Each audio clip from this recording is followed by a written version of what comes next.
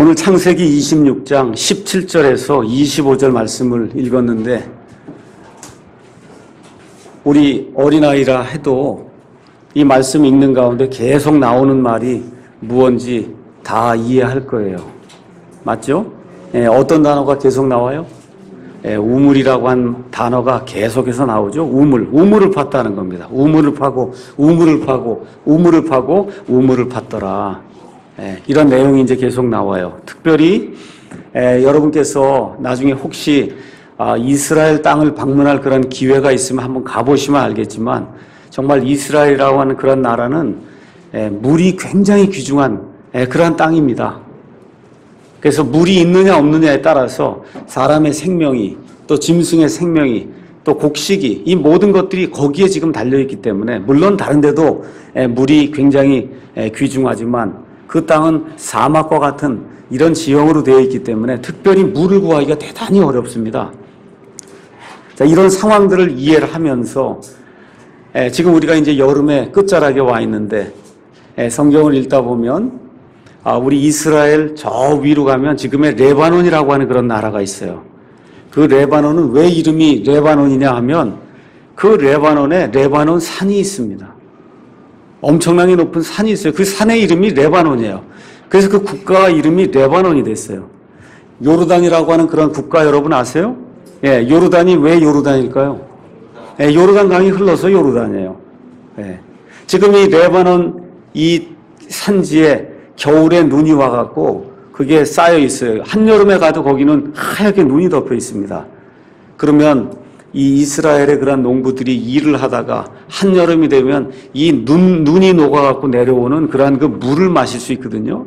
그 마실 때 그 기쁨을 땀을 흘리면서 떼약볕 일을 하다가 정말 그 레바논의 그 눈이 녹아서 내리는 그러한 그 순수한 그런 그 물들을 마시게 될 때 이 사람들이 느낄 그러한 기쁨이 어떤 것일까? 여러분 조금 상상이 되십니까? 이런 것들을 상상을 하면서 오늘은 좀 우물 이야기를 하려고 합니다. 오늘 여기 창세기 26장에 가서 보니까 어떤 사람이 자꾸 나옵니다. 그 사람의 이름이 뭐죠? 누구예요? 오늘 이야기가 이삭이에요. 이삭. 그렇죠? 그래서 오늘은 이삭의 이야기를 하려고 그래요. 이삭의 아버지가 이름이 누굽니까? 아브라함이죠. 이삭의 아들의 이름이 누구예요? 야곱이에요. 맞죠? 그래서 가서 보시면 아브라함의 하나님, 이삭의 하나님, 야곱의 하나님. 이스라엘 백성은 여호와 하나님을 표현할 때 늘 그렇게 표현했어요. 아브라함의 하나님, 이삭의 하나님, 야곱의 하나님. 근데 저와 여러분이 좀 잘 이걸 보시면은 조금 좀 이삭과 나머지 두 사람 사이에는 좀 무언가 차이가 있구나 하는 걸 금방 이제 알 수가 있습니다. 그건 뭐냐 하면은 이 아브라함이나 야곱은 이 성경 말씀을 가서 읽어보면 무언가 대단히 큰 일을 한 사람으로 그렇게 나와 있습니다. 근데 이 중간에 끼어 있는 그 이삭이라고 하는 사람의 이 기사를 읽어보면 이 사람이 무슨 일을 했는가, 특별한 일이 없구나. 금방 성경을 펴보면 우리가 알 수가 있습니다. 이삭은 아브라함이 몇 세 때 낳은 아들이에요? 이거 이미 그냥 성경 상식 퀴즈로 입니다. 제가 말씀드린 거 몇 세 때 아들이에요? 100세 때 얻은 아들입니다. 기적으로 얻었어요. 100세 때. 근데 그거 이삭이 한 거예요? 아니요. 아브라함과 사라가 낳은 겁니다. 그 이후에 아브라함이 하나님의 음성을 듣고 내 아들 이삭을 바치라고 할 때 아브라함이 이삭을 바치러 모리아 산으로 갔어요. 그거 하면 또 이삭이 한 겁니까? 아브라함이 한 거예요. 아브라함이 한 거예요. 그렇죠? 그 이후에 이삭이 아내를 얻게 되는데 아내도 자기가 얻습니까? 아니면 아버지가 얻어줍니까? 아버지가 얻어줘요. 그 이삭이 이렇게 특별하게 하는 게 없어요. 이삭 얘기는 많이 나오는데 이삭이라고 하는 그 사람 자체가 스스로 무언가 창의적으로 어떤 일을 하는 그런 모습은 별로 나오질 않습니다. 또 오늘 이제 다 읽지 않았지만 26장의 1절부터 오늘 읽기 전에 나왔던 15절, 16절까지 가서 보면 이삭이라고 하는 사람이 또 한 것 중에 나쁜 일이 또 하나 기록이 되어 있어요. 자기 아내를 아내라고 그러지 않고 누이라고 했다가 속였다가 거짓말을 했다가 나중에 큰 어려움을 당한 또 그런 일이 그 안에 기록이 되어 있습니다. 그 이후에 이제 이삭 이야기가 나오면서 야곱과 그 다음에 이 에서라고 하는 그 두 아들을 뒀는데 나중에 자기의 둘째 아들 야곱에게 이 사람이 나이가 늙었을 때 속아 넘어가서, 그렇죠? 그래서 이 장자인 에서에게 줘야 될 그런 모든 복을 둘째 아들인 이 야곱에게 퍼부어주는 어느 면에서 실수지 않습니까? 그렇죠? 그러고서 이삭이 죽어요. 그게 끝이에요. 이삭에 관한 그런 모든 내용은 우리가 생각할 때 그렇게 특별한 그러한 어떠한 특이한 점이 없다, 이렇게 생각될 정도로 평범한 그런 사람입니다. 아브라함은 반면에 어때요? 우리가 유대인들의 조상이다, 그렇게 얘기하고, 또 유대인뿐만 아니라 이방인들 가운데 예수님을 그리스도의 주로 믿음으로 영접하는 그런 모든 믿는 자들의 조상이다, 그렇게 이야기하는 아주 엄청나게 유명한 그러한 분입니다. 그 아들, 이삭의 아들 야곱은 또 나중에 이름이 이스라엘로 변해서 저기 나 있는 그 나라, 중동에 있는 그 이스라엘이 다른 얘기를 하면 야곱이다, 그런 뜻이에요. 그래서 이스라엘의 선조가 된 그 사람이 야곱이에요. 이 야곱의 기사는 굉장히 깁니다. 그 안에 여러 가지 내용이 있고. 그래서 이 성경 말씀을 이렇게 요약을 해서 가서 보니까 하나님이 사랑하고 하나님이 복을 주는 그런 사람이 두 부류가 있다. 그걸 금방 알 수가 있어요. 하나는 창의적으로 무언가를 발견하고 시작하는 그런 사람이 있어요.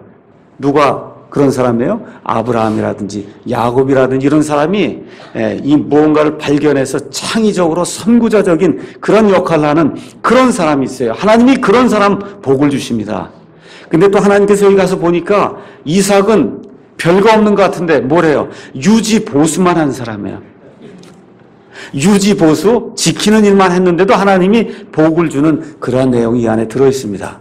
그래서 우리 믿는 사람들 가운데도 앞으로 치고 나가서 하나님의 일을 열심히 하는 그러한 선구자적인 그런 역할을 하는 사람도 있고, 우리가 물려받은 그런 것들을 유지 보수해서 다음 세대에 넘겨주는 어느 면에서 평범한 것처럼 보이는 그런 일을 하는 그런 사람들이 있는데, 하나님이 이 두 사람을 구분하지 아니하고 이 두 종류의 사람 모두에게 하나님이 복을 주십니다. 그래서 오늘은 이 이삭의 그러한 이야기들을 가지고 옛 우물을 다시 팔아라고 하는 그러한 그 제목을 가지고 하나님의 말씀을 선포하도록 하겠습니다. 먼저 창세기 26장 배경 설명을 좀 하고 왜 이렇게 우물을 팠는가 한번 좀 살펴보도록 그렇게 하겠습니다. 여러분이 성경 가지고 계시면 창세기 26장 1절에서 5절에 있는 말씀을 이렇게 보시기 바랍니다. 제가 설명을 드리겠습니다. 아브라함이 이제 이삭의 아버지 아브라함이 이미 죽었습니다. 자, 이제 이삭이 장가를 갔습니다. 그러니까 자기 가정을 이제 이끌어야 되는 그런 상황이 됐는데, 아브라함 시대에 있었던 첫째 그 기근 말고 또 다른 기근이 그 땅에 임하게 되니까, 그러니까 이 이삭이라고 하는 사람이 그 땅에 살 수가 없어서 할 수 없이 다른 나라로 이사를 가게 됩니다. 어디로 이사를 가냐 하면 블레셋 사람들이 다스리고 있던 그랄이라고 하는 그런 지방으로 이사 갔는데, 그 블레셋 사람들의 왕의 이름이 뭐로 나왔어요? 아비멜렉이다. 그렇게 지금 나와 있습니다. 그래서 그랄로 가서 거기 거하는데, 아마 이삭은 생각에 우리 아버지가 옛날에 기근이 임했을 때 이집트로 내려갔으니까 나도 이집트로 내려가면 거기서 풍요하게 살 수 있지 않겠나, 이런 생각을 하고 일단 1차적으로 블레셋 사람들이 거하는 그랄로 이제 내려갔던 것 같습니다. 그랬더니 하나님께서 이삭에게 나타나셔서 무엇라고 말씀해 주시냐 하면, 이 그랄 땅에 거하라. 절대로 내가 미워하는 이집트로 내려가지 말라. 그렇게 말씀해 주셨습니다. 그래서 이삭이 거기에 순종을 하고 이 블레셋 사람들이 살고 있는 이 그랄이라고 하는 그런 땅에 오래 거하는 그런 내용이 1절에서 5절에 이제 나와 있습니다. 그래서 거기 6절 가서 보니까 이삭이 그랄에 거하였더라. 그래서 그랄 땅에 거한 그런 기간이 오랫동안 지속되었다는 사실을 성경이 이제 우리에게 이야기를 해주고 있습니다. 자, 하나님께서 또다시 이제 이삭을 시험하는 그런 내용이 7절에서 11절에 나와 있습니다. 이삭이 그랄 땅에 거하는데, 이삭의 아내의 이름이 누굽니까? 리브가예요. 그렇죠? 우리 영어로는 레베카, 또 짧게 얘기하면 베키, 그렇게 이야기하는 이 리브가라고 하는 이 여인이 굉장히 아름다웠어요. 그러니까 이게 그랄 사람들이 이 여인을 보고 이 여인을 탐내서 데리고 가면, 그러면 이 데리고 갈 때 그냥 둘 수가 없으니까 이삭을 죽이면 곤란할 것 같으니까 이삭이 자기 아버지에게서 배운 그 버릇을 그대로 적용을 해서 이 사람은 내 아내가 아니라 내 누이입니다. 그렇게 이야기를 했어요. 그러니까 그랄 땅에 사는 사람들은 오누이가 와서 재미있게 이렇게 지내는가 보다 이렇게 생각을 하고 있는데 하루는 아비멜렉이라고 하는 이 왕이 가만히 가서 보니까 이게 오누이가 아니라 부부지간인 거예요. 그래서 이삭을 불러서 꾸중을 하고 야단을 치는 그런 그 대목이 나옵니다. 혹시 그랄 사람들 중에 하나가 내 아내를 취해서 너를 죽이거나 해서 내 아내를 취해서 데리고 가면 그러면 엄청난 재앙이 우리에게 임할 뿐 그렇게 악한 일들이 생길 뻔 내가 왜 그런 일을 했냐 하고 하면서 이런 책망을 하는 그와 같은 그 대목이 이제 거기 나옵니다. 이 이야기가 끝난 다음에 12절에서 16절에 이 이방 땅 그랄에 가서 사는 동안에 하나님께서 이 이삭에게 엄청난 복을 내려주시는 그와 같은 그 대목이 기록이 되어 있어요. 이삭의 그랄이라고 하는 그 땅에 블레셋 사람들이 주를 이루고 살고 거기에 이방인으로 지금 이삭이 들어와서 살고 있는데 농사를 지었는데 이상하게도 이삭이 농사를 지은 것은 농사가 너무 잘 돼갖고 많은 수확을 거두는 거예요. 그래서 블레셋 사람들보다 날이 가면 갈수록 점점 더 많은 수확을 거두게 되고 점점 더 많은 짐승을 얻게 되고 해서 거기 가서 보니까 이삭이 그랄 땅에서 굉장히 큰 사람이 되었다. 성경이 지금 그렇게 기록을 하고 있습니다. 거짓말을 했음에도 불구하고 하나님의 언약 백성이 되었을 때 하나님께서 이와 같이 복을 주신다고 하는 그런 사실을 성경을 통해서 저희가 이제 발견할 수 있습니다. 제가 거짓말 막 해라 그런 이야기가 아니에요. 하나님이 이집트로 내려가지 말라고 하는 그런 그 명령, 하나님이 그 명령을 주셨을 때 그가 거기에 순종을 하고 무서운 가운데 너무나 무서우니까 내 아내가 아니라 이건 내 누입니다라고 이야기할 정도로 무서운 땅에 거했는데 그런 가운데 하나님께서 그 언약 백성인 이 이삭을 기억하시고 그리고 그에게 복을 허락해 주셔서 주변에 있는 사람들이 가만 보니까 이삭이 너무너무 잘 되는 거예요. 그 성경 말씀에 거기 가서 보니까 뭐라고 되어 있냐 12절 주께서 복을 주심으로 그가 큰 사람이 됐다. 성경이 지금 그렇게 이야기를 하고 있습니다. 하나님께서 복을 주시니까 이방인들이 사는 그런 땅 무서운 땅, 두려운 땅에 가서도 이렇게 경작을 하고 가축을 키우는데 이 사람의 수확과 이 사람의 그 가축의 그러한 그 소출이 그 지방에 있던 모든 사람보다 훨씬 더 많아서 이 사람이 세상 사람들이 보기에도 굉장히 큰 그런 사람이 됐다는 겁니다. 근데 문제가 생기기 시작했어요. 하나님은 심는 대로 거둔다 그랬거든요. 우리가 언약 백성이기 때문에 하나님께서 우리에게 복을 주시지만 지금 여기서 분명하게 거짓말을 했잖아요. 여기에 대한 그런 대가가 이삭에게 돌아오기 시작했어요. 블레셋 사람들이 가만 보니까 외지에서 들어온 그러한 사람이 너무너무 잘 사는 거예요. 너무 위대한 사람이 되는 겁니다. 그러니까 뭐라고 얘기하냐. 너 이 땅에서 살지 말라. 그렇죠? 그래서 어떻게 해요? 너 이 땅에서 나가라고 이삭을 내어 쫓는 이와 같은 일들이 이제 생기기 시작한 겁니다. 그러면서 그 당시에 그 땅에서 살기 위해서 가장 중요한 게 뭐라 그랬어요? 물이에요, 물. 물이 없으면 안 된단 말이에요. 그러니까 이 블레셋 사람들이 이삭을 내어 쫓으면서 어떻게 했어요? 이삭이 가지고 있던 자기 아버지 아브라함으로부터 물려받아 가지고 있던 그 우물들을 블레셋 사람들이 와서 그 우물들을 다 메워버렸습니다. 그러니까 메우니까 물이 있어요, 없어요? 물이 없게 된 거예요. 물이 없으면 말 그대로 목숨이 위태롭게 되는 이와 같은 그 어려움을 이제 당하게 되는 겁니다. 다시 한번 말씀드려서 물질적인 풍요와 더불어 자기가 심어놓은 그와 같은 거짓의 그런 대가를 받는 이런 가운데도 하나님을 신뢰할 때 하나님께서 이 사람에게 어떻게 복을 주시는가 하는 그런 내용이 이 안에 이제 들어 있습니다. 자, 이렇게 해서 이제 블레셋 사람들의 땅 그랄을 떠나서 지금 이삭이 이제 방황하게 되는 그런 내용이 이제 나오게 됩니다. 이런 가운데 17절, 18절에 가서 보니까 이삭이 그곳을 떠나 그랄 골짜기에 장막을 치고 거기 거하며 자기 아버지 아브라함 시대에 그들이 팠던 우물들을 다시 팠으니 이는 아브라함이 죽은 뒤에 블레셋 사람들이 그 우물들을 메웠기 때문이더라. 그가 그 우물들의 이름을 자기 아버지가 부르던 이름으로 불렀더라. 이삭의 종들이 골짜기를 파서 거기서 솟아나는 우물을 얻었는데 이때 누가 와요? 그랄의 목자들이 와갖고 이삭의 목자들하고 싸웠어요. 이렇게 되면서 거기 가서 보니까 뭐라고 되어 있냐면 그 이름을 에색이라 하였더라. 왜 에색이라 했어요? 둘이 다투었기 때문에. 자, 그래서 에색이라고 하는 과거의 그 옛 우물을 다시 팠습니다. 다퉜어요. 그래서 이름이 에색이에요. 그 다음에 또 우물을 또 다른 우물을 팠어요.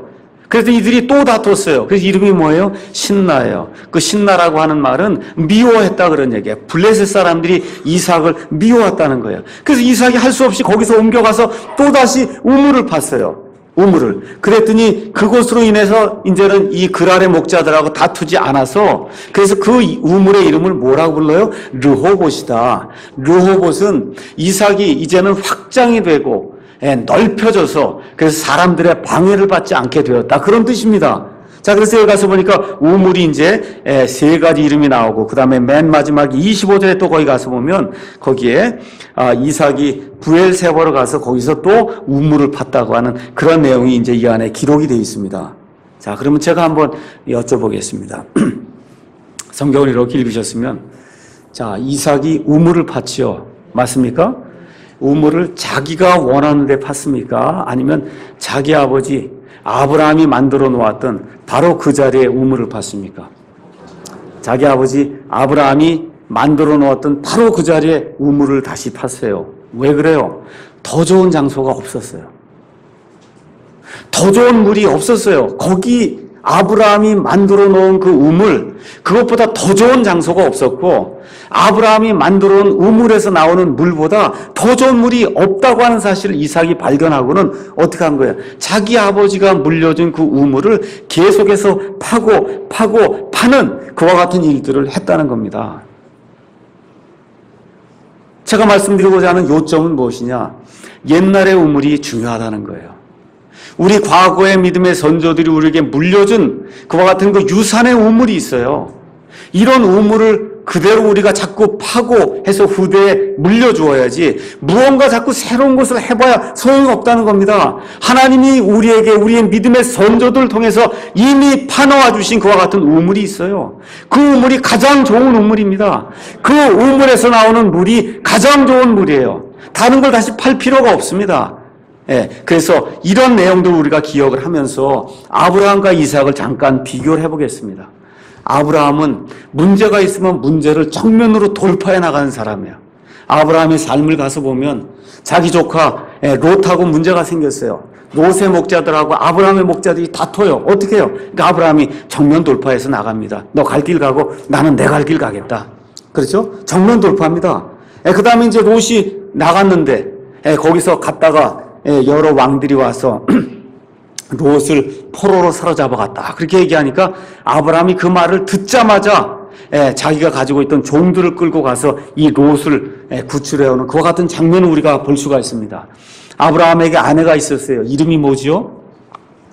사라라고 하는 그런 아내가 있었어요. 아기를 못 낳으니까 사라가 꾀를 내서 자기 여종을 남편에게 아내로 줘서 거기서 나온 아들이 누구예요? 이스마엘이에요. 그래서 나중에 이제 사라가 아들 이삭을 낳았단 말이에요. 그렇게 되니까 어떤 일이 발생해요? 이 하갈과 이스마엘, 또 사라와 이삭, 이게 갈등이 생기지 않습니까? 이것 때문에 죽을 지경이 됐어요. 또 어떻게 합니까? 정면 돌파해요. 어떻게 해요? 이 이스마엘과 그 다음에 하갈을 내쫓습니다.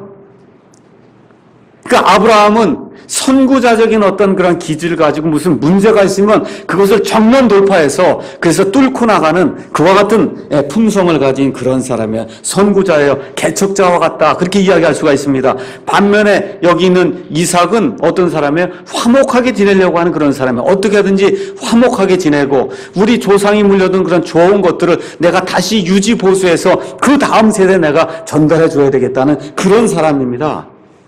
자, 우리 삶 속에 반드시 어려움이 닥치게 돼 있어요.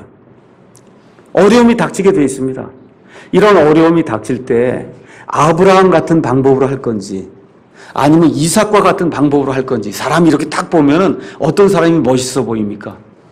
아브라함 같은 사람이 멋있어 보여요. 그걸 위인이라 그러는 거예요. 맞습니까? 근데 성경은 둘 다 멋있다 그래요. 상관이 없습니다. 그래서 이때 둘 중 안에 어떤 방법을 선택할 것인가를 저와 여러분이 지혜롭게 생각해야 됩니다. 제가 전자에 속한 그런 사람인데 날이 갈수록 이 후자를 잘 해야 되겠구나 이런 생각을 지금 하면서 살고 있습니다. 하나님이 이 둘 다를 사랑하세요. 두 종류의 사람을 다 사랑하십니다. 그래 동일한 사람도 시간이 지나가면 갈수록 이 두 가지를 잘 조화시켜서 살아야 인생에 문제가 없습니다. 무조건 정론만 돌파하려고 하면 문제가 생깁니다. 무조건 화목하게만 지내려고 하면 그러면 겁쟁이가 되고 타협한 사람이 될 수밖에 없거든요. 그래서 이런 내용들을 우리가 잘 기억을 하고, 오늘은 특별히 지금까지 많은 경우에 위인들 얘기를 많이 했기 때문에 오늘은 평범하게 살아도 하나님 안에만 있으면 하나님께서 우리에게 엄청난 복을 주신다는 그런 사실을 여러분에게 상기시켜 드리고자 합니다. 자, 그럼 우물은 뭐냐? 성경에 가서 보면 우물 이야기가 많이 나옵니다. 우물.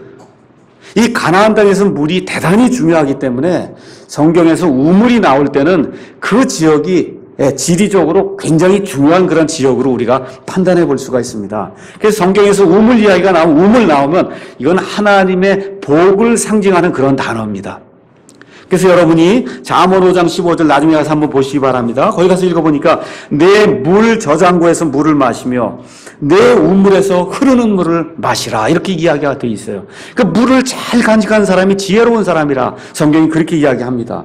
요한복음 4장에 와서 보면 우리 예수님께서 수가라고 하는 그런 사마리아의 도시에서 이 음란하게 살던 그런 그 여인에게 이 예수 그리스도의 복음을 전파하는 가운데 이 여인이 찾고 있던 그런 생수를 주시는 그런 대목이 나옵니다. 4장 14절에서 뭐라고 기록이 되어 있냐면, 누구든지 내가 줄 물을 마시는 자는 결코 목마르지 아니하리니 내가 줄 물은 그 사람 속에서 솟아나는 우물이 되어 영존하는 생명에 이르게 하리라. 우리 예수님이 이렇게 말씀해 주시는 겁니다. 그러니까 이 사마리아 지방, 이스라엘 지방에 살던 사람에게 이 말을 하면, 솟아나는 우물 하면 벌써 이 사람들이 연상이 되는 게 있어요. 이게 있어야 사는구나. 그 우리 예수님께서 이와 같은 그런 상상력을 동원할 수 있도록 예수님 지금 우물 이야기를 하시는 거예요.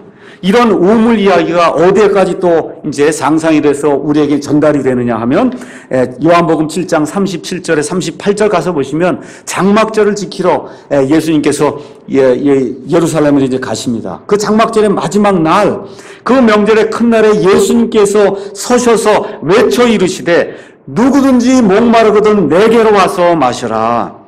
나를 믿는 자는 성경 기록이 말한 것 같이 그 배에서 생수의 강들이 솟아나겠다, 우리 예수님께서 말씀해 주시거든요. 이게 우물 얘기하는 거예요.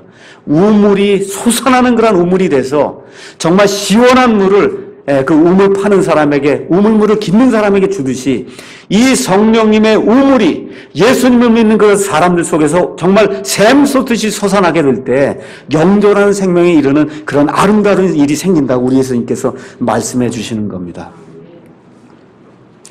우리 주변에 한번 교회들 한번 살펴보세요. 우리가 과거에 20년, 30년 이 여러 종류의 교회들을 이렇게 다 거치면서, 그러면서 지금 여기 사랑침례교회에 와서 앉아 있습니다. 너무나 많은 교회들이 뭘 추구해요? 새로운 프로그램이 없냐. 새로운 프로그램만 한다 그러면 500명, 1000명씩 목사들이 모입니다. 새로운 방법으로 하면 사람들이 모입니다 하고 신문 광고를 하면 그럼 50만 원, 100만원씩 세미나 비용을 내고 인산인해로 목사들이 모여듭니다. 성경에 새로운 해석 방법이 있습니다만 모여듭니다. 새로운 해석을 도입한다 그러면 몰려듭니다. 자, 지금까지 쓰던 성경을 버리고 우리가 좀 더 쉬운 성경, 좀 더 확실한 성경, 좀 더 새 성경을 써야 되겠다 하고 이렇게 선포를 하면 사람들이 구름같이 몰려듭니다. 이 교회 안에도 어떤 열풍이 뭐냐, 무언가 새 것을 해야만 그래야 교회가 부흥이 되고 발전이 된다고 하는 이와 같은 이 세상의 경영 기법이 이 안에 지금 들어오고 있어요. 근데 하나님의 말씀은 뭘 얘기해요? 하나님의 복은 새 것에 있지 않고 이전에 우리 선조들이 이미 파놓았던 그 옛 우물에서 흘러나오는 그 옛 것에 있다. 하나님은 계속해서 우리에게 그 말씀을 해주는 겁니다. 문제가 지금 어디 있어요? 우물을 파놨는데 아브라함 시대에 아브라함이 좋은 곳에서 가장 좋은 물이 나는 우물을 팠는데 누가 이걸 메고 났어요? 누가 이걸 메웠습니까? 블레셋 사람들이 메운다는 거예요. 저와 여러분이 하나님의 말씀을 지키고 바르게 행하게 되면 이런 우물을 메우는 그런 일이 생기지 않습니다. 그런데 틈을 마귀에게 내어주게 되면 그러면 블레셋 사람들이 아브라함이 파놓았던 그런 우물들을 메웠던 것처럼 교회 안에 마귀가 들어와서 교회 안에까지 들어와서 우리 옛 선조들이 우리에게 물려줬던 아름다운 우물, 정말 좋은 우물, 기쁜 우물, 이 우물을 자꾸 메운다는 겁니다. 어떤 식으로 해서 들어와요? 이 세상의 문화를 가지고 들어옵니다. 와그마를 가지고 들어옵니다. 이 세상의 경영의 기법을 가지고 들어옵니다. 요 건물을 많이 짓고 건물을 예쁘게 짓고 멋있게 짓고 크게 짓고 에어컨디셔닝을 잘 해놓고 장식을 잘 해놓으면 그러면 사람들이 많이 올 것이다 해서 사람들을 모으기 위해서 가지가지 방법을 새로운 것들을 생각을 해내고 기억해내고 다시 도입을 하고 있습니다. 세상의 경영 기법 이런 것들 도입이 되는 게 이게 하나님의 방법이 아니거든요. 이런 가운데 교회가 타락하기 시작하니까 어떤 일이 생겨요? 교회마다 악한 전통이 생기기 시작합니다. 성경에서 전통은 여러 번 나오지만 대부분의 경우에 전통은 다 나쁜 의미로 쓰입니다. 저와 여러분이 성경 말씀을 읽고 꾸준히 우리 자신을 돌아봐야 됩니다. 이 하나님의 말씀에서 떠나서 사람의 전통으로 이 교회를 운영하거나 사람의 전통을 가지고 무언가를 하려고 하는 그런 것이 있는가, 우리 자신이 늘 깨어서 성경 말씀에 기초해서 그걸 살펴봐야 돼요. 그게 이루어지지 않으면 어떻게 돼요? 이 마귀의 새로운 것들이 자꾸 들어와서 그래서 교회가 타락하게 됩니다. 또 블레셋 사람들 중에 하나가 뭐예요? 사람의 욕심이라고 하는 게 있거든요. 사람이 처음에 시작을 할 때는 이 옛 우물의 전통을 가지고 우리가 바르게 해봐야 되겠다 시작을 합니다. 하는 가운데 사람이 늘어서 100명, 200명, 1000명, 2000명, 5000명 이렇게 교회가 늘어나게 되면 그럼 뭐가 생겨요? 사람 가운데 욕심이 발동이 되고 사람 가운데 교만이 작용을 하게 되면 그때부터 어떻게 돼요? 옛 우물을 막는 그런 현상이 생겨나는 거예요. 하나 막고 두 개 막고 세 개 막고 막다 보면 완전히 옛 우물에서 나오는 그 아름다운 물, 시원한 물은 온데간데 없어지고 뭐만 남아요? 맹맹하고 정말 먹을 수 없는 그런 물, 안 그러면 아예 물 자체가 우물을 완전히 메워버리면 물이 안 생기는 겁니다. 이런 일들이 지금 한국교회 지난 한 100년 동안 계속해서 이런 일들이 진행되는 가운데 어떤 일이 발생해요? 먹을 물이 없는 그러한 우물들이 너무나 지금 널려있는 그러한 상황이 됐습니다. 사도 요한이 요한일서 2장 15절에서 17절에서 우리에게 경고해 주는 말씀이 있어요. 세상이나 세상에 있는 것들을 사랑하지 말라는 거예요. 세상이나 세상에 있는 것들이 바로 블레셋 사람들입니다. 그게 바로 마귀의 첩자들이요, 마귀의 기법들이에요. 저와 여러분이 가정과 교회를 운영할 때 이 블레셋 사람들이 했던 그런 방법으로 교회와 가정을 운영하면 안 된다는 거예요. 다 어떻게 들어와요? 새고 이거 좋다 그러고 효율적이라고 그러고 이렇게 해서 지금 들어오는데 성경은 그거를 단호히 배격해야 된다. 세상이나 세상에 속한 것들을 사랑하지 말라는 거예요. 세상이나 세상에 속한 것들을 사랑하면 하나님의 사랑이 그 안에 있지 않다는 겁니다. 하나님의 사랑이 그 안에 있지 않으면 저와 여러분이 아무리 많은 일을 해도 하나님 보시기에는 말짱 도루묵이 된다. 성경이 우리에게 그렇게 경고를 해주는 겁니다. 그래서 사도 바울이 에베소서 4장 14절에 디모데전서 4장 3절에서 4절에 교리의 바람에 휘둘리는 그런 사람이 되지 말라는 거예요. 아, 여기 누가 좋다 그래? 어떤 목사가 뭐 이렇다 그래? 뭐 두날개가 좋다 그래? 알파코스가 좋다 그래? 빛나도 운동이 좋다. 거기 그런 쓸데없는 그런 일에 이 교리의 바람에 이리저리 겨가 바람에 휘날리듯이 이리저리 왔다 갔다 하는 이런 사람이 되면 하나님이 기뻐하는 일을 할 수 없다. 성경이 그렇게 이야기를 하는 겁니다. 여러분, 하나님의 복을 받기 원하십니까? 다시 한번 제가 여쭤볼게요. 하나님의 복이 여러분의 가정과 우리 교회에 임하기를 여러분 간절히 원합니까? 그러면 어떻게 해야 되느냐? 간단해요. 옛 우물을 다시 파야 돼요. 새 것을 만들려고 하지 말고 우리 믿음의 선조들이 이 말씀을 통해서 우리에게 전달해준 옛 우물을 다시 파고 다시 파고 다시 파서 누구에게까지 전달해? 후대에게까지 이거를 전달해주는 그와 같은 일을 할 때 하나님의 복이 저와 여러분의 가정에 또 우리 교회에 정말 풍성하게 임할 줄로 확신합니다. 자, 그러면 옛 우물에 어떤 것들이 있는가 잠깐 말씀을 드릴게요. 첫 번째, 어떤 옛 우물을 파고 또 파야 되냐? 하나님의 말씀이라고 하는 이 옛 우물이 있어요. 여러분, 아브라함이 팠던 그 우물은 가장 좋은 우물이에요. 그 우물에서 나오는 물은 가장 좋은 물이에요. 다른 게 있을 수가 없습니다.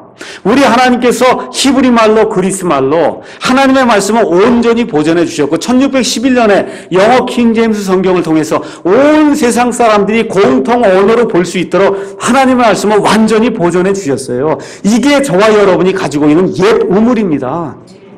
이 우물을 다시 파서 후대에 전달해야지. 지금 뭐가 쉽다 그러고 읽기가 쉽다 그러고 그렇죠? 이해하기가 쉽다 그러고 해서 나오는 NIV, NASB, 우리 개혁성경, 개혁 개정판, 표준세번역, 공동번역, 현대인의 성경, 굿뉴스 바이블 뭐 등등해서 지금 전 세계에 1000개가 넘는 그러한 새로운 종류의 역본들이 계속해서 나와요. 다 뭐 때문에 그래요? 돈 때문에 그런 거예요. 돈을 벌기 위해서 역본들을 자꾸 만들고 광고에 뭐라고 씁니까? 이 말씀을 읽으면 여러분이 하나님의 뜻을 잘 알 수 있습니다. 근데 실제로 가서 읽어보면 그게 안 되거든요. 왜 그래요? 하나님의 모든 말씀, 완전한 말씀, 하나님의 입에서 나온 모든 말씀은 이 킹제임스 성경이라는 옛 성경 안에, 이 우물 안에 이미 100% 완전하게 최상으로 보존이 되어 있기 때문에 다른 것은 있을 수가 없습니다. 그래서 저와 여러분이 이 킹제임스 성경이라고 하는 하나님께서 마련해 주신 옛 우물을 우리 손에 이제 가지게 된 거예요. 우리 손에 가지게 된 겁니다. 이제 며칠 있으면 400주년 기념판이 나와서 정말 영어를 우리말로, 원어를 우리말로 그대로 옮겨놓고 그런 가운데 몇 번의 교정을 통해서 우리말로 매끄럽게 해서 읽으면 읽을수록 이게 정말 하나님의 말씀으로 영감이 부어지는 그런 말씀을 우리가 받을 수 있도록 그렇게 많은 형제들이 많은 수고를 해서 이와 같은 것들을 지금 만들어 놓은 겁니다. 뭐 하려고 그런 거예요? 옛 우물을 다시 팔려고 그런 겁니다. 그래서 저와 여러분이 사랑 침례 교회에 속한 저와 여러분이 해야 될 일은 이 파놓은 이 옛 우물 이거를 우리의 후대들의 마음대로 볼 수 있도록 전 세계에 퍼져 있는 우리 한국 사람들이 마음대로 볼 수 있도록 저와 여러분이 기도하고 복음을 선포해서 이 말씀을 전달해야 됩니다. 두 번째 옛 우물은 기도라고 하는 우물이 있습니다. 기도 그러니까 좀 뜨끔하시는 그런 분들이 있죠. 기도는 저도 상당히 약한 분야입니다. 아마 많은 사람들 가운데 저는 정말 기도만큼은 확실합니다.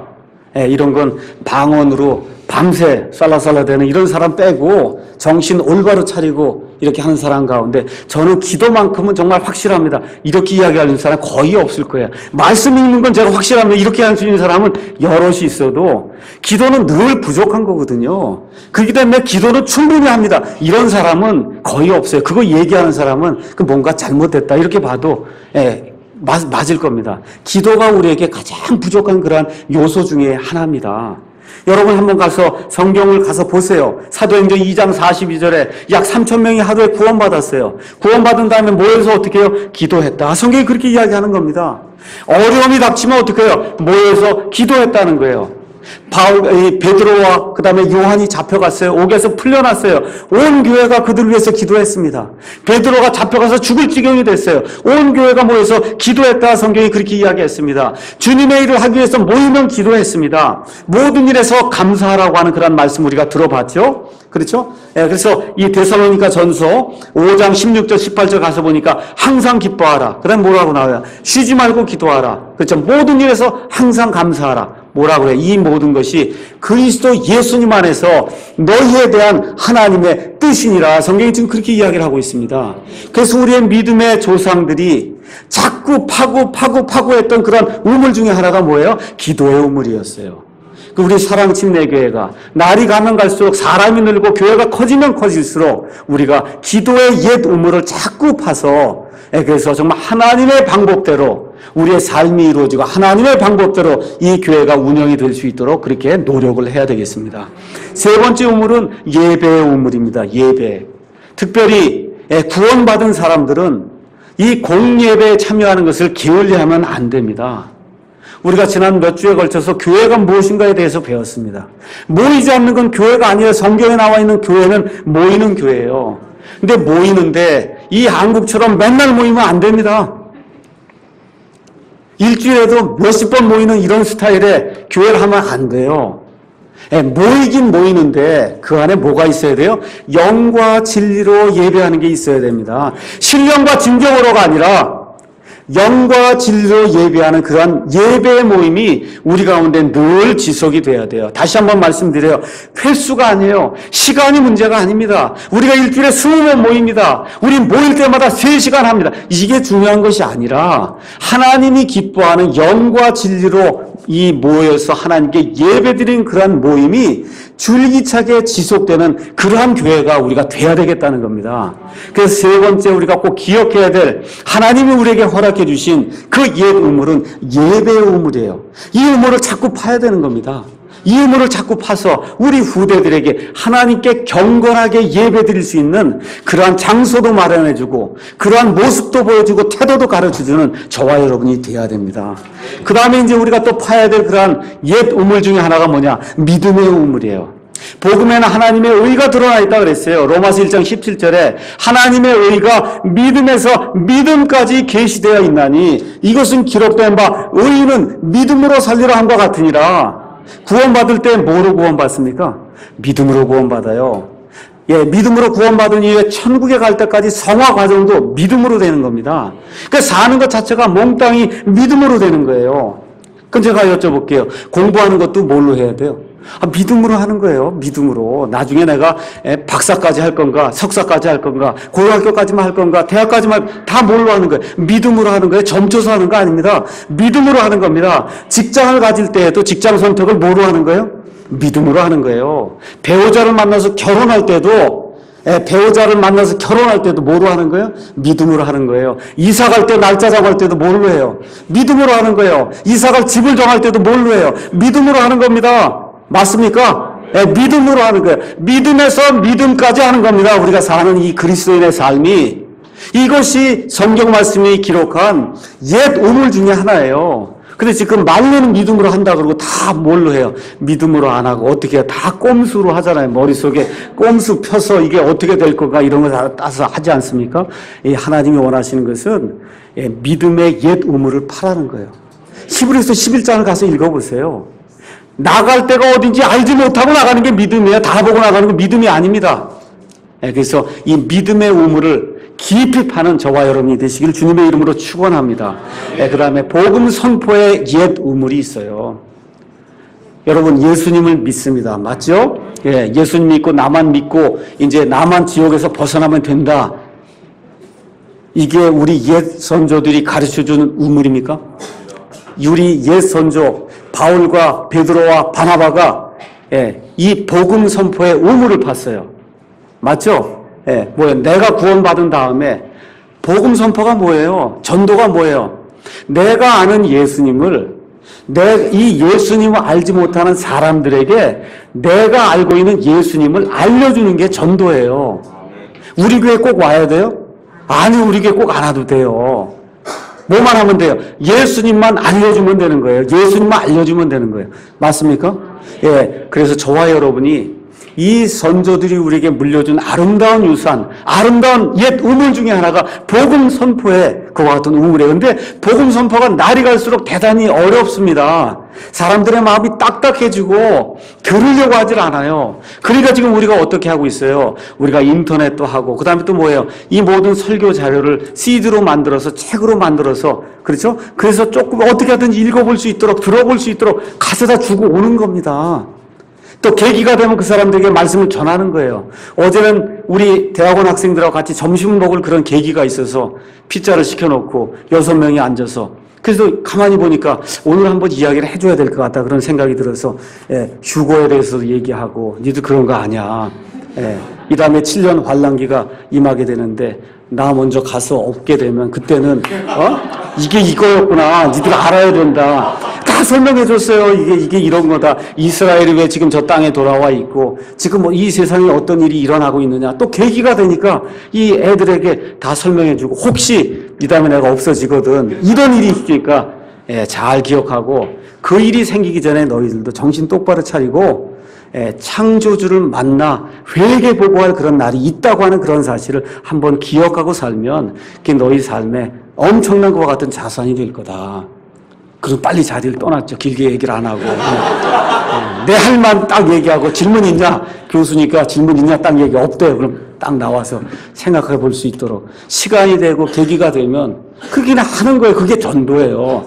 우리 교회 가져다 놓고 냄비 주고 구두 티켓 주고 해갖고 우리 교회 데려다 놓으려고 하는 거는 그 교인 만드는 거지 예수님의 사람 만드는 게 아닙니다. 그래서 복음 선포의 옛 우물을 내가 파고 파야 되겠구나. 이 CD를 한 장이라도 이 책장 한 장이라도 나눠줘야 되겠구나. 이러한 생각을 하고 살 때 하나님의 복이 우리에게 저절로 임한다는 겁니다.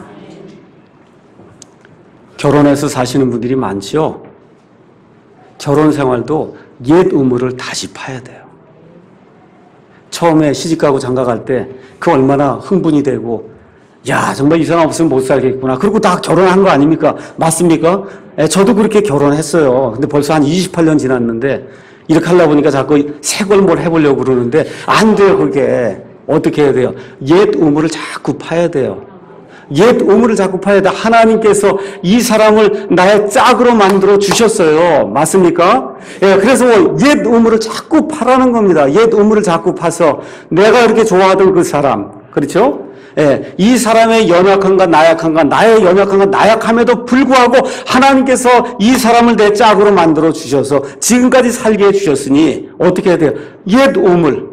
옛 첫사랑의 그 옛 우물을 자꾸 파서 이 가정을 하나님이 원하는 그런 가정으로 저와 여러분이 만들어야 됩니다. 이걸 버리고 다시 새 거 해야 되겠다. 이거 안 되는 거예요. 옛 우물을 자꾸 파야 됩니다. 어떻게 해요? 깊게 자꾸 파면 그럼 하나님께서 시원한 그런 물을 이 가정에 허락해 주실 줄로 믿습니다. 또 뭐가 있어요? 그리스도인의 가정이 있어요. 그리스도인의 가정. 맞죠? 예, 부모 자식 간의 그런 관계가 또 있는 겁니다. 예. 어젯밤, 오늘 밤 새벽 1시에 병원에서 응급 연락이 와서 당장에 와서 사인을 하고 투석을 받아야 된다. 그래서 1시에 이제 갔습니다.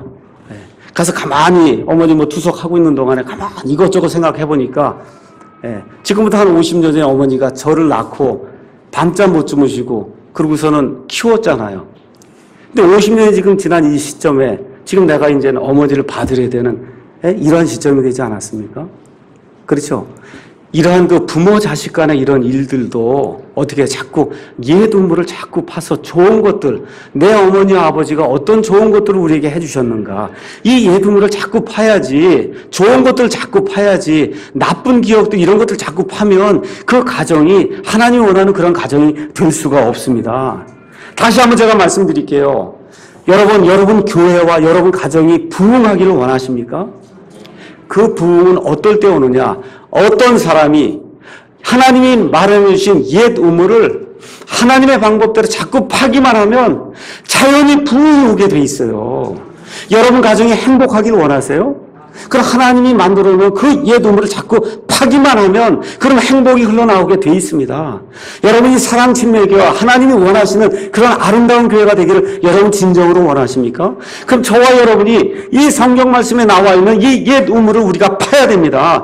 옛 우물을 파기만 하면 하나님의 영께서 권능의 힘을 가지고 그리고 하나님의 능력으로 우리에게 부어주시게 되면 이 교회가 살아나고 이 민족이 살아날 줄로 예수님의 이름으로 제가 확신을 합니다. 그래서 마지막으로 다시 파서 후대에게 물려줘야 돼요. 우리가 지금 누리고 있는 이런 모든 좋은 것들 다 누가 준 거예요? 우리의 선조들이 다 준 겁니다. 이제 성경 이야기는 그만하고 이 나라를 한번 살펴보세요. 이 나라의 민주주의를 누가 해줬어요? 우리의 선조들이 줬습니다. 이 민주주의라고 아름다운 이 옛 우물을 시장경제, 자유경제, 이러한 그 민주주의 마음껏 무언가를 말해도 아무 상관이 없는 이런 자유를 준 이런 국가, 이거 많은 우리의 선조들이 많은 피를 흘려가면서 이런 것들을 우리에게 허락해 준 거예요. 이 옛 우물을 우리가 파야지 공산주의, 사회주의, 이와 같은 것들로 해서 이런 것들을 자꾸 막아버리면 그게 블레셋 사람들이 우물을 막는 것과 똑같은 그러한 일입니다. 그래서 저와 여러분이 하나님이 이 나라를 사랑하셔서 그래서 우리의 선조들을 통해서 민주주의, 정말 시장 경제라고 하는 그런 좋은 그런 틀을 우리에게 마련해 주셔서 저와 여러분이 여기서 예배 드릴 수 있는 거예요. 이 좋은 틀, 좋은 우물을 우리 후대에게 나누어줘야 되겠다. 전달시켜줘야 되겠다. 우리가 이렇게 생각을 해야 됩니다. 여러분, 이삭이 아브라함의 우물을 팠어요. 그럼 이삭의 아들이 또 누구예요? 야곱이 있죠. 야곱은 그럼 또 어떻게 했겠어요? 또 우물을 파지 않았겠습니까?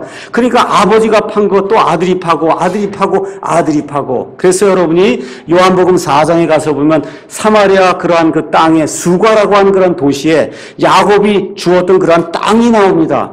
그 땅에 무슨 우물이 있다고 기록이 돼 있어요? 누구의 우물이 있어요? 야곱의 우물이 있었다. 그 야곱부터 시작해서 우리 예수님까지 얼마나 2000년 동안 유지가 된 우물이 있었다는 겁니다.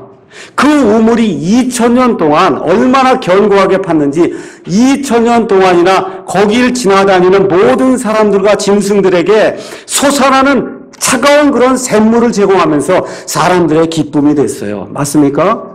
근데 심지어 그것이 하나님의 기쁨이 됐어요. 왜 그래요? 우리 예수님이 직접 그 야곱의 우물에 가서 그 여인이 주는 물을 마셨잖아요. 그래서 저와 여러분이 옛 우물을 파기만 하면 심지어 하나님까지도 기뻐하게 할 수 있는 그런 우물이 될 수 있다는 겁니다. 그러니까 어떻게 해야 돼요? 파야 돼요. 어떻게 파야 됩니까? 견고하게 파야 됩니다. 그래서 그 견고하게 판 우리의 그 우물이 사람들과 짐승들과 심지어 하나님까지도 기쁘게 만들 수 있는 그런 우물이 될 수 있도록 우리 선조들이 만들어준 그런 옛 우물을 오늘도 파고 내일도 파고 해서 후대들에게 널리 전달시켜 줄 수 있는 그런 사랑침례교회 모든 성도들이 되기를 주님의 이름으로 축원합니다. 기도하겠습니다.